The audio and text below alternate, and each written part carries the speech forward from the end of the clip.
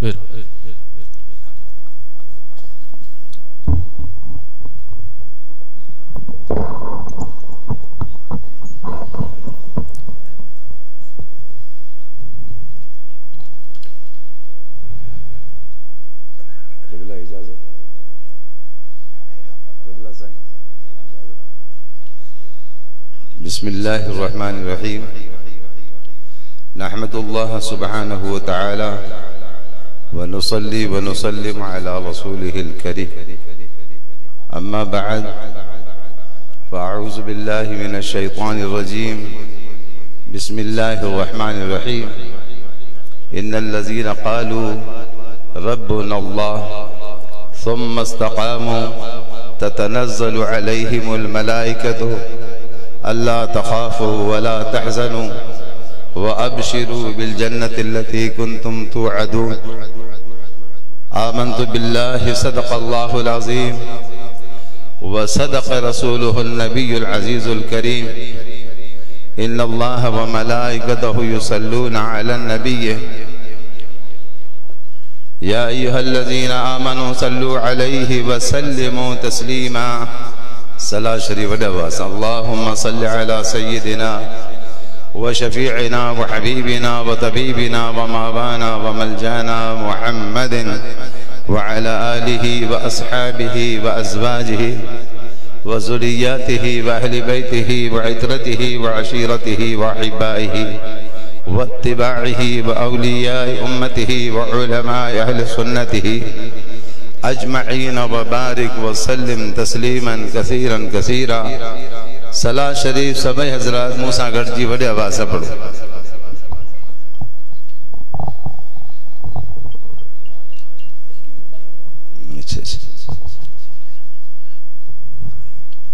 अस्सलातु वस्सलामु अलैका या रसूल अल्लाह। सभी पढ़ो वडे आवाज़ से। ये मुझे मुर्शिद करीम जो पढ़ाया सबक है, पक्को सबक है।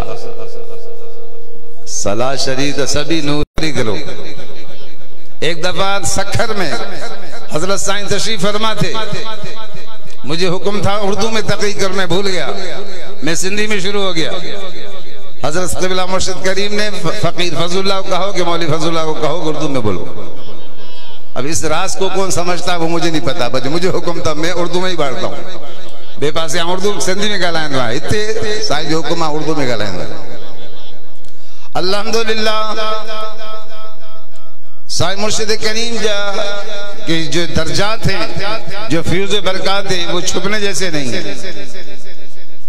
शेख सैदी रहमतुल्लाह अलैह फरमाते हैं कि कस्तूरी मुश्क उसको नहीं कहा जाता जो अतर वाला उठाकर दिखाए कि ये मुश्क है, ये कस्तूरी है, उसको अतर मुश्क नहीं कहा जाता। मुश्क खुद बताता है, कस्तूरी खुद बताती है कि मैं मुश्क हूँ। मेरे मुर्शिद करीम का फैज़ यहाँ जारी और सारी नजर आता है। अल इस्तिक़ामत फ़ौक़ल करामत, शरीयत पर पूरा रहना ये करामत से बढ़कर है। इस दज्जाली दौर में बड़े बड़े उलमा की औलाद भी रास पे नहीं आ सके, मगर ये करामत नहीं तो क्या है कि एक नजर में लाखों को पटके बना दिए, दस्तार चढ़ा दिया, सवानी शरीफ रखवा दी, दाढ़ी रखवाई, तहज्जुद गुजार बनाया, जिक्र फिक्र वाला बनाया, रसूलुल्लाह के इश्क में मस्त कर दिया।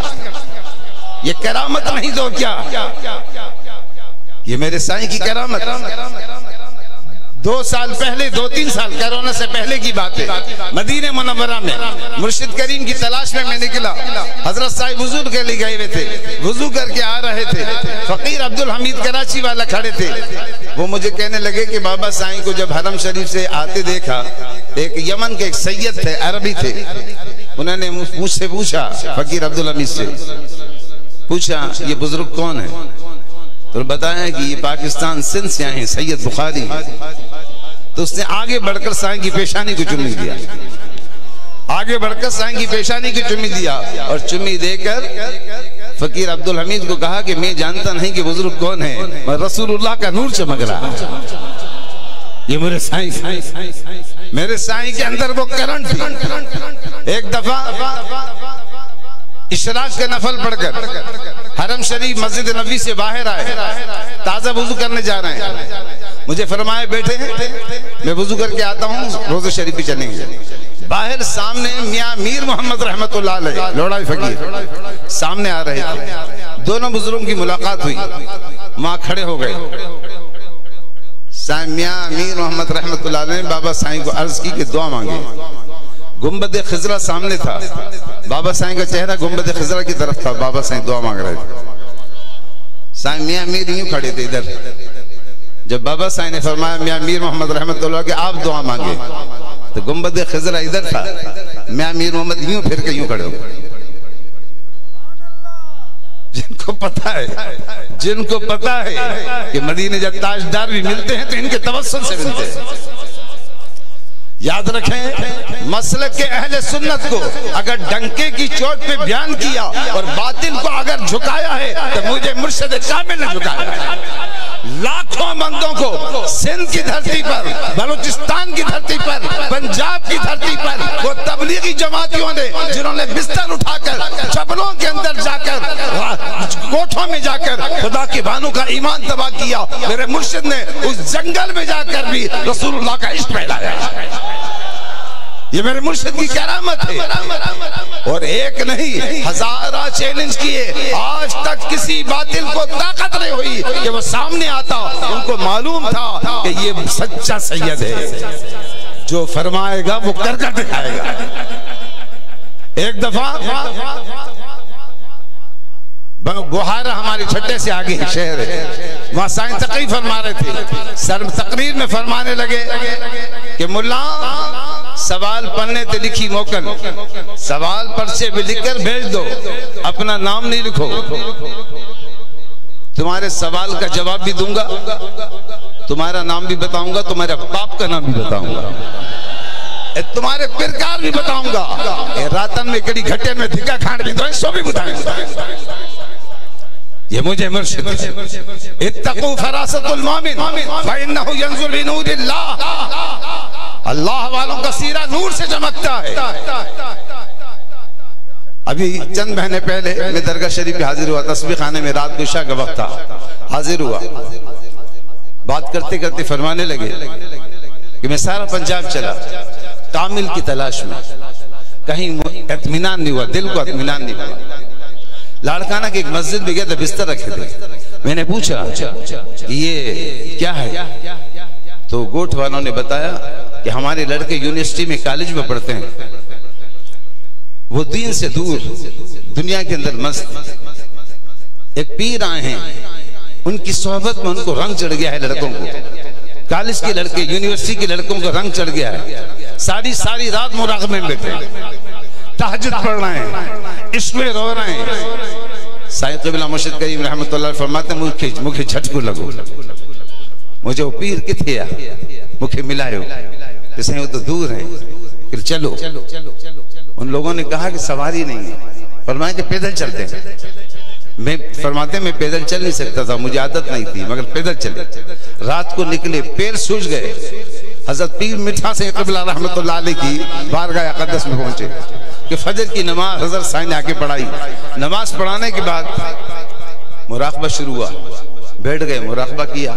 मुराक़बे से फारिग होकर हजरत पीर मिठा साईं रहमतुल्लाह अलैह मुसल्ले पे बैठे हैं और अपने एक फ़कीर से फरमा रहे हैं कि सैयद आए हैं, सैयद आए हैं, शाह साहब, सैयद गुलाम हुसैन शाह, बुला के लाओ। साईं मुर्शिद करीम रहमतुल्लाह अलैह फरमाते हैं कि किसने बताया उनको कि मैं सैयद हूँ, किसने बताया? कहा कि अल्लाह वालों का नूर है। फरमाया कि उस फकीर ने हजरत क़िबला पीर मिठा साईं रहमतुल्लाह अलैह को अर्ज की, तो जमात तो मस्जिद शरीफ भरी हुई है, तो वो कहाँ है? तो हजरत क़िबला मिठा साईं ने फरमाया कि नेड़े है, करीब है। कल मैं तीसरी चौथी सब में बैठा था। वो फकीर ने मुझसे आके कहा सैयद गुलाम हुसैन शाह आप हैं? जी हाँ, हजरत साईं बुलाए। सुभान अल्लाह, बहुत सारी बातें बताई। बहरहाल मुर्शिद कामिल अल्लाह ने हमें बड़ा कामिल दिया। खुदा की कसम है, इस दज्जाली दौर में, इतनी मुश्किल वक्त में ऐसा कामिल मुर्शिद जो अल्लाह ताला अता फरमाया, ये मालिक करीम का बहुत बड़ा एहसान है। मसलक अहले सुन्नत के डंके की चोट पे चलाया, मदीने का इश्क सिखाया, मोहब्बत सिखाई, अदब सिखाया, अखलाक सिखाया, सुभान अल्लाह। मेरे भांजे हैं मौलवी मोहम्मद हुसैन जी का मुर्शिद करीम की खिदमत में रहते हैं। मौलवी मोहम्मद हुसैन की छोटी बहन थी, वो कहने लगी कि ईद के दूसरे दिन भाई हुसैन घर आए और बाबा साईं की आदत थी कि ईद के बाद मौलवी अदा हुसैन जब आते थे तो उनके यहाँ सबके लिए ईदी भेजते थे, सारे घर के लिए ईद का कपड़ा भेजते थे, तोहफे भेजते थे। मगर आज भाई हुसैन आए और ईदी नहीं दी, यानी बाबा साईं भूल गए। वो बहन छोटी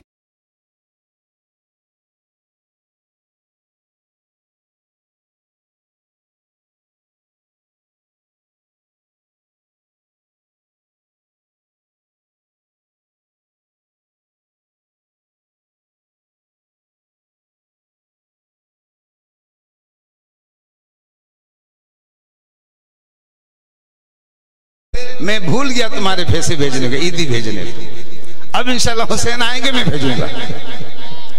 मौलवी हुसैन मेरे साथ मदीना मुनव्वरा चले उम्रे पर, बच्चों के साथ, अपनी फैमिली के साथ। मगरिब की नमाज के बाद मेरे साथ में मौलवी हुसैन मेरे रफीक तवाफ में थे। हरम पाक खचाखच भरा हुआ था।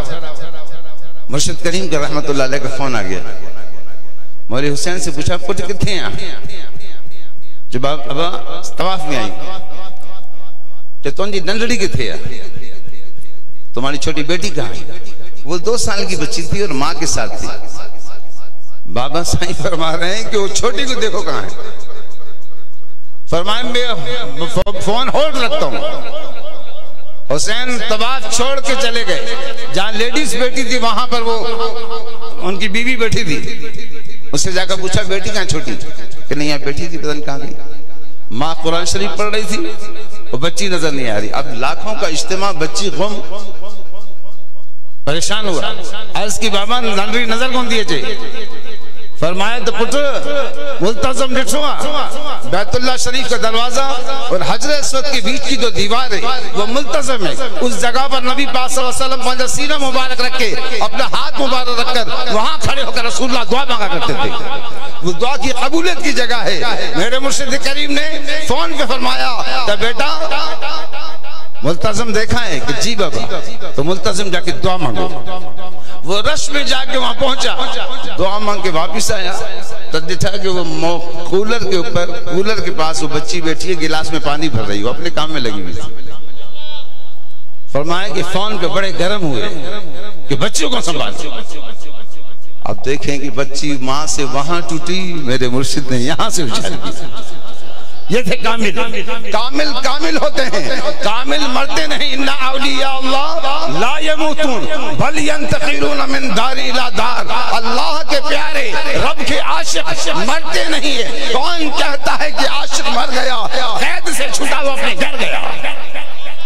वो अल्लाह की बारगाह में जाते हैं, वो कुर्ब में रहते हैं। रब्बुल इज्जत फी मकादी सिद्क़िन इंद मलीकी मुक़्तदिर, मलीकी मुक़्तदिर इक़्तिदार वाले बादशाह के कुर्ब में रहते हैं। उनको बहुत बड़ा कुर्ब मिलता है। दोस्तों अज़ीज़ों, मैं तो इस दर का गुलाम हूँ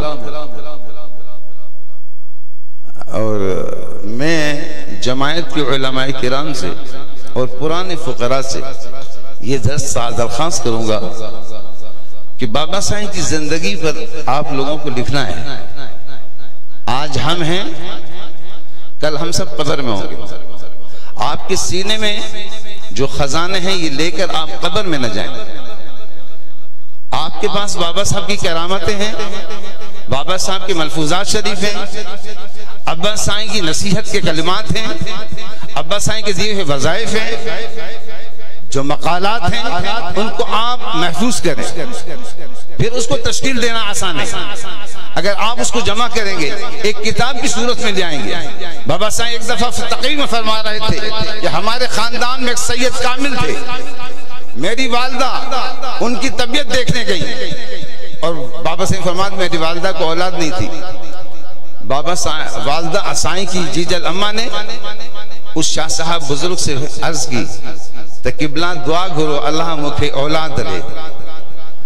तो वो शाह साहब कामिल वलीउल्लाह थे। उन्होंने जवाब में फरमाया कि बेटा परेशान न थी, अल्लाह तो के पुट दींदो जेका हजारन जो मत हिकड़ो होंदो। वो पान फरमाया तो उन बुजुर्ग ने इशारा बताया कि तुम्हारे को जो बेटा होगा उसके खाबे मुब्बी के हेठ एक निशान होगा लाल। फिर साईं ने जुमे की तकरीर में कमीज ऊंची करके दिखाया हुआ निशान, ये निशान। पान फरमाया तो मैं अपनी बाप की पुश में था, अल्लाह के वली ने पहले निशान बताया। अल्हम्दुलिल्लाह ऐसे कामिल अकमल मिले। तो आप उलमा अहले